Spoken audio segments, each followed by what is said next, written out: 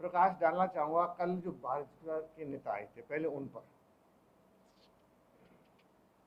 सतीश पूनिया साहब से शुरू करता हूँ।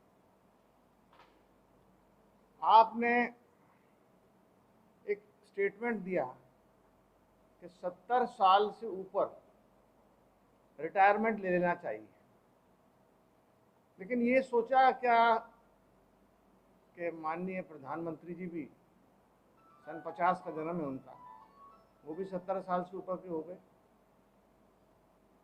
माननीय पूर्व मुख्यमंत्री श्रीमती माननीय वसुंधरा राजे जी, उनका जन्म सन 52 का है, वो भी 70 साल क्रॉस कर चुकी। और ये इनका मुझे लगता है मानसिक संतुलन थोड़ा गड़बड़ाया हुआ है, क्योंकि मेरे परम मित्र हैं, अब मामी मैं अब हो और भी बड़े मामीन बन जाएंगे। जब से धनखड़ साहब उपराष्ट्रपति का नाम चला है और बन रहे हैं, वो कांग्रेस में मेरे साथ विधायक थे सन 93 में, तो इनका अब कहीं एडजस्टमेंट की जगह नहीं है। ये सब उनकी बात कर रहा हूं जो मुख्यमंत्री की दौड़ में है। और प्रदेश अध्यक्ष को 550 दिन बाद याद आया साधु संतों के बारे में। ये प्रश्न मैं उनसे पूछना चाहता हूँ। दूसरा प्रश्न पूछना चाहता हूँ शेखावत साहब से। इन्होंने ईडी की बात करी,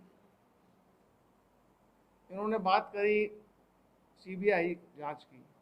सीबीआई और ईडी को फुर्सत कहाँ है कांग्रेस के नेताओं, चाहे हमारी सर्वोच्च नेता श्रीमती सोनिया गांधी जी हों, उनके पूछताछ हो, हमारे पूर्व राष्ट्रीय अध्यक्ष माननीय राहुल गांधी जी हों, या मुख्यमंत्री जी राजस्थान के खुद के परिवारजन हों, उनके निकटतम संबंधी हों, उन पर जो रेडें पड़ रही हैं, ये क्यों इतनी सीबीआई पे इतना टाइम कहाँ है?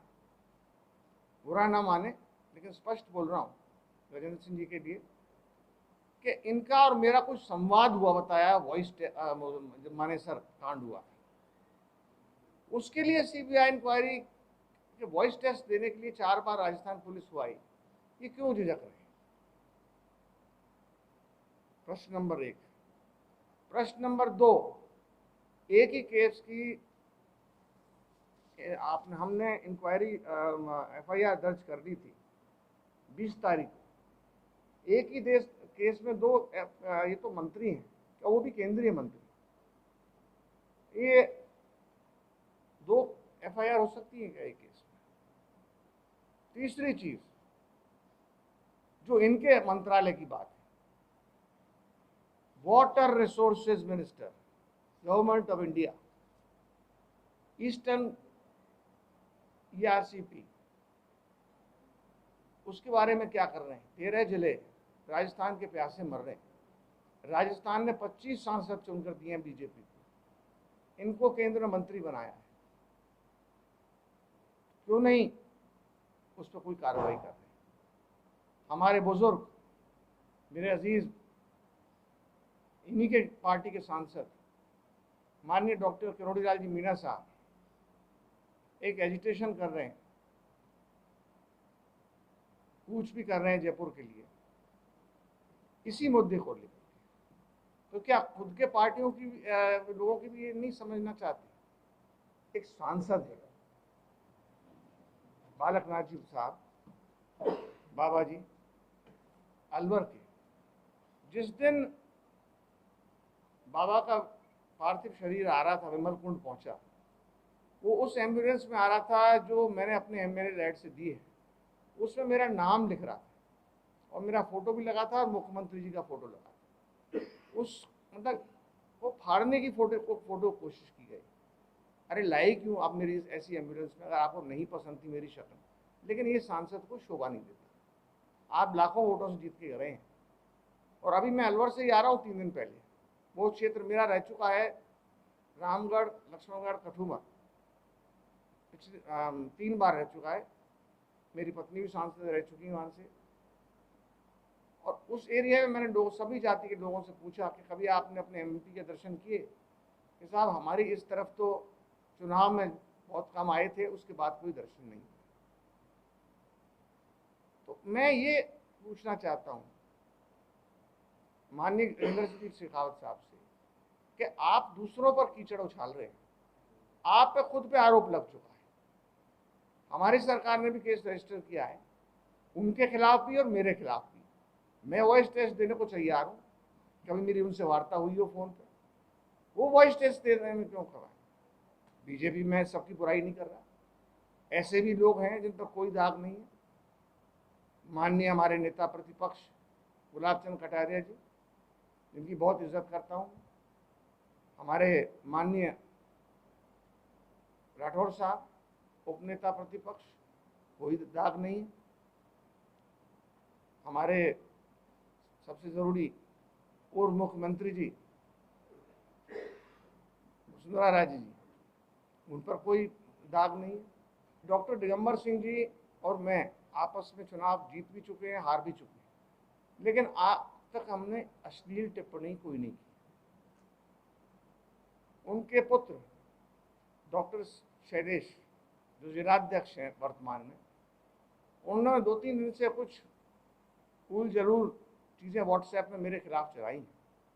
मैं तो उनसे एक ही निवेदन करना चाहूँगा, अभी आप राजनीति में बच्चे हो, सिक्के हो, रुपया बनने की कोशिश करो और खरा रुपया बनने की कोशिश करो अपने पिता की तरह। क्योंकि मैं महाराजा जिनको आरएसएस जो गैर राजनीतिक संस्था है, उन्होंने हर अपने ऑफिस में हिंदू धर्म रक्षक महाराजा सूरजमल साहब की फोटो लगा रही है।